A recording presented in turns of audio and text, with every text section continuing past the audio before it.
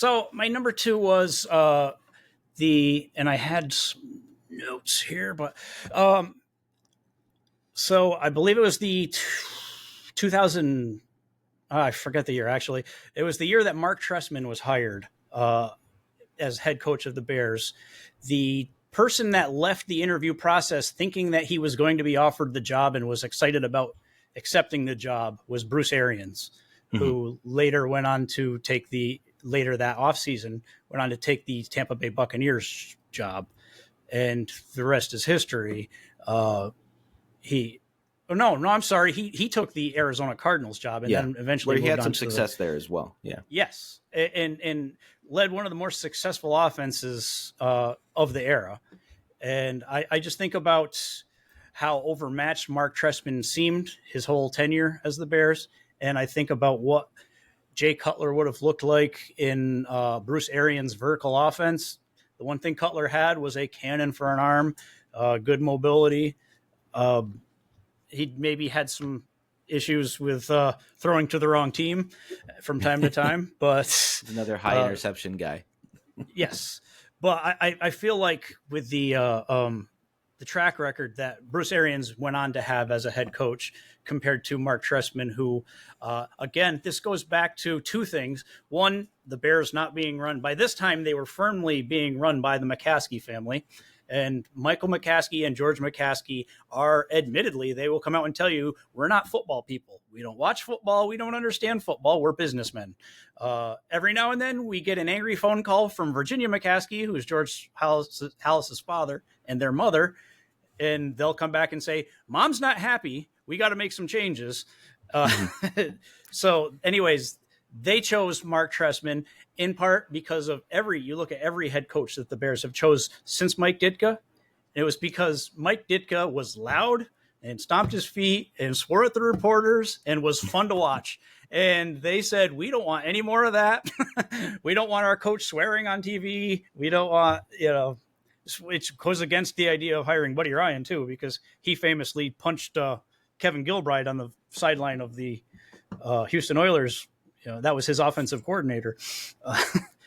But yeah, so having these loud personality coaches is not something the Bears are about. And so they hire Mark Trestman, who's, quiet, bookish type, looks more like a college professor than an NFL coach. I mean, I know they did have the number 2 offense, I think, his first year, but It was weird. I mean, all of a sudden they just had like the worst defense in the NFL for some reason, which obviously is not something you associate with the Bears. And I think Arians would have been a great hire for football reasons, obviously, but he just seems like a Bears coach. He's kind of loud. He's a tough guy. He's got tons of experience. I think he was one of the older coaching hires, but he was like this boisterous personality, like Ditka almost, but without the cigar and the sunglasses. Well, he did have the sunglasses and the driving hat. So it takes.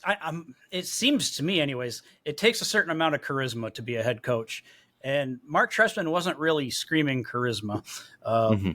Where Bruce Arians is a character. Yeah, he's a guy that people want to play for. People still call and ask. Players in the NFL that have played with him still call and ask his opinion on things. Other coaches still, hey, Bruce, what do you think of this? Steve Young was the only one that was really upset when Mark Trestman didn't pan out, and he famously blamed Jay Cutler for it, saying, hey, Mark Trestman's the best coach I've ever had. It's the player's fault, not the coach's fault. But then Mark Trestman went on to be a terrible offensive coordinator for the Baltimore Ravens after being fired by the Bears. So I don't know. I kind of seem to blame him. Works out. Yeah. Yeah. I mean, I think he was a pretty good coordinator right before this. I think we've seen a lot of guys.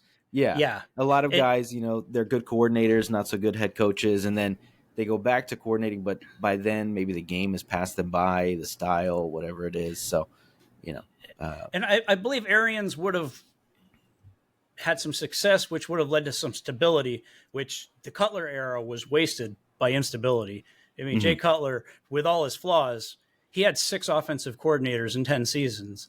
And every time you get a new offensive coordinator, it's like having to learn a different language.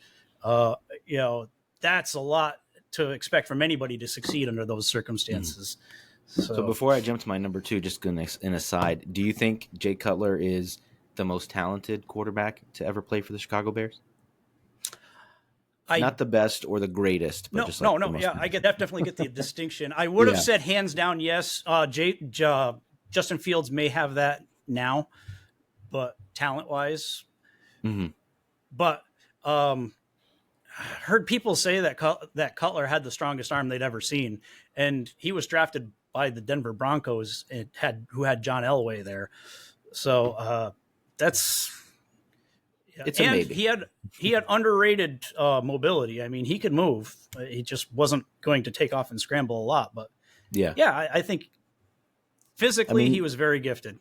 Yeah, you made a conference championship game with Jay Cutler, so I mean, obviously the success was there.